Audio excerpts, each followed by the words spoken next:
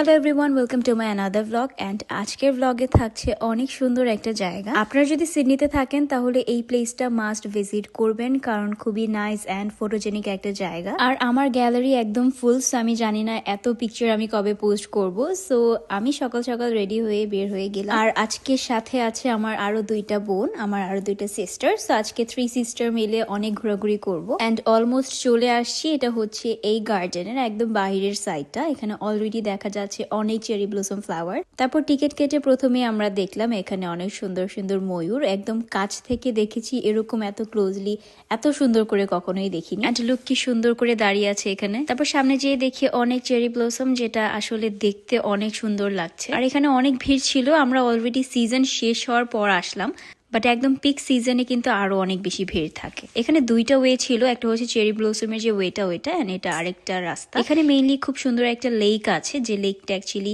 আমি জানি না ভিডিওতে কতটুকু সুন্দর লাগছে, বাট সামনাসামনি এটা আরো বেশি সুন্দর। এটা বেসিক্যালি একটা বোটানিক্যাল গার্ডেন, সো অনেক কিছু আছে এখানে। সো পুরো ভিডিওটা দেখলে আপনারা বুঝতে পারবেন। আমি জানি সিডনিতে আরো অনেক জায়গা আছে, আরো অনেক সুন্দর জায়গা আছে। আমি এটা দেখিয়ে জাস্ট বলছিলাম যে না, অনেক সুন্দর জায়গা, বাট আমার কাজিনরা আমাকে বলছিল যে এর থেকে সুন্দর জায়গা কিন্তু আছে। আর এই জিনিসটা দেখেন, এটা দিয়ে কিন্তু অস্ট্রেলিয়া পুরো ভরা। সো আমার এখন এগুলো ভয় পেয়ে আর লাভ নেই, বাট আমার কাজিনরা বলছিল এগুলো নাকি কখনো হার্ম করে না। সো এগুলো দেখে ভয় পাওয়ার কিছু নাই। কিন্তু ছোটকাল থেকে আমি সব থেকে বেশি ভয় পাই টিকটিকি, যেটা আমি কখনোই সহ্য করতে পারি না।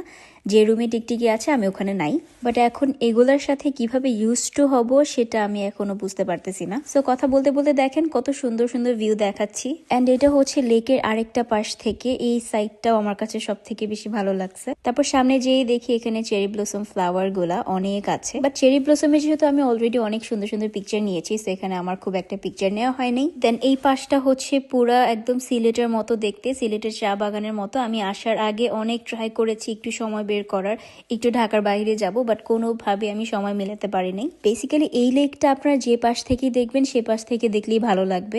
এখানে আসলে মনে হবে ঘন্টার পর ঘন্টা বসে থাকি, এত আই ক্যাচিং একটা জায়গা। দেখেন যেখান থেকে আমি এই লেকের ক্লিপগুলো নিচ্ছি সব সাইড থেকেই সুন্দর লাগছে। আর এই গার্ডেনটা না অনেক বেশি বড় না, তারপরেও পুরোটা ঘুরে শেষ করতে আমার অনেক কষ্ট হয়েছে। আজকে কিন্তু আরেকটা মজার ব্যাপার হচ্ছে, আজকে ওয়েদারটা অনেক ভালো।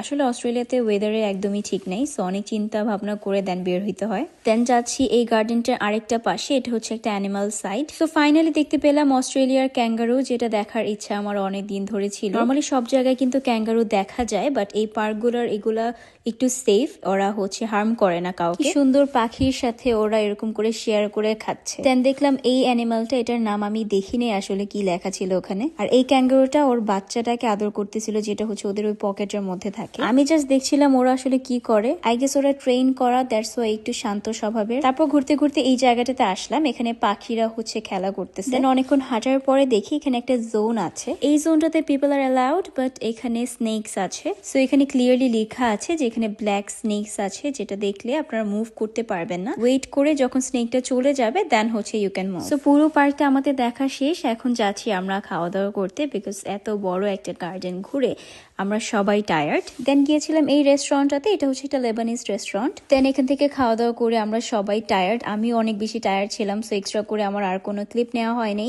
অ্যান্ড দেন যাচ্ছি বাসায়। And thank you so much everyone for watching.